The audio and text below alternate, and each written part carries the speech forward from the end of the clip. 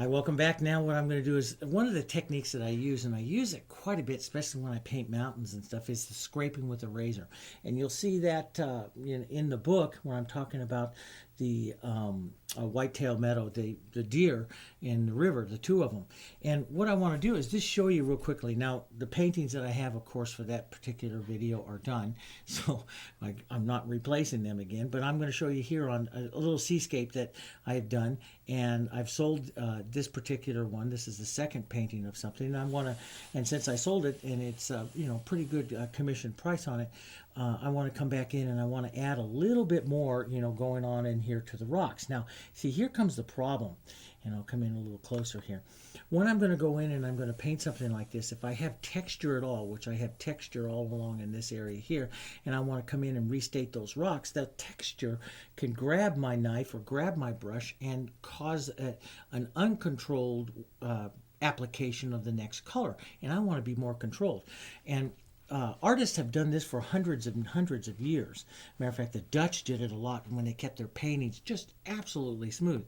And so I use a new razor, a new single edge razor like this, and I hold it at a slight angle like this, and I'll pull over the surface like this and scrape that off, and you'll see the little beads here of paint and stuff that come off. If the paint is really fresh, it will roll off. And what that does is, you'll see, and I'm just going to go back and restate. It doesn't remove the light dark of the painting, but it scrapes over, and now this is absolutely smooth here. Absolutely smooth. And so here where I have some texture, I might want to redo that just a bit, like this rock that's right here. And you'll see right here, so if I take this off here, you'll see the scrapings of the texture and stuff that's coming off of that. But see, it doesn't hurt the painting. It's just scraping off the texture here. And in some cases, the scraping like this actually adds more interest and stuff. So I've scraped that all off, and now this is just absolutely smooth. You can see there. So then what that does is that allows me to come in and say, okay, I'll pick up some white color here, and let's grab some of our yellow and our red here, and a little bit of our black and some raw sienna. And I'll just show you just here for a second. But since it's now smooth again, this allows me to come in and restate and rework some highlights and some light colors that I might want to have here.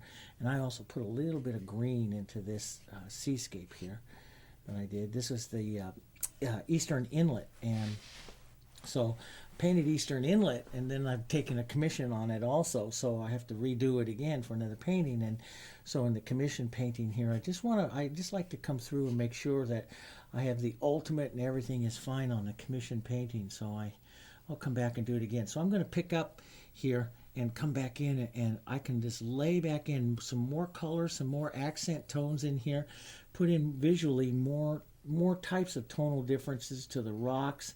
I'll do this on rocks and water. Maybe I want to add some more greens and stuff in here. Maybe I want to pop the highlights back up a little bit more. I can come back over and drag that light over here and put more of a light that's under there. And none of this interferes with the texture, because the texture is now gone. So now I'm coming back in and laying on the texture again, so I can use the super flat part of the knife and the flat part of the surface here to add more visual textures without the older texture that was there interfering with it. So I can put in more visual rocky plains, and I'll come in and we'll pick up a little dark color here, and with a small flat, and push some of this back up out of the way. And I visually will add more interest now to these rocks here like this, and just because I've scraped it. Now I go ahead and I do this on the deer and everything. I show you that on deer, on the whitetail meadow. I show you on the rocks. Those rocks that are across the river, across the way there, they have a lot of interest on it. Now you can see here, you can see just how much more interest and color movement I get into these rocks now just by scraping that off. See, the scraping doesn't hurt the painting, but I could, without having texture there, I can come in and just lay some more stuff, sometimes with a small flat like this, lay in just a little more visual texture, slightly different tone of a color in there, and it just adds so much more. So scraping is one way we do as an artist to remove that texture, and you can even reset the look of something. Say I wanted to move that mountain just a little bit. Well, it's hard to do when it's got texture from it from the previous layer. So scrape that off and then move that mountain up and make sure your last paint, the last paint that you're applying to that, to the rock and to everything, has its texture. Then you have that visual interest again, okay? So scraping is great. And you'll see me in the future here use scraping on several floral paintings. We've been doing that this year in our studio, and they've come out really great. So I want to introduce you to that very soon here in some new DVDs on floral painting, some new scraping techniques for those. Okay, so we'll look for that. Okay, I'll see you on the very last technique, which is applying linen.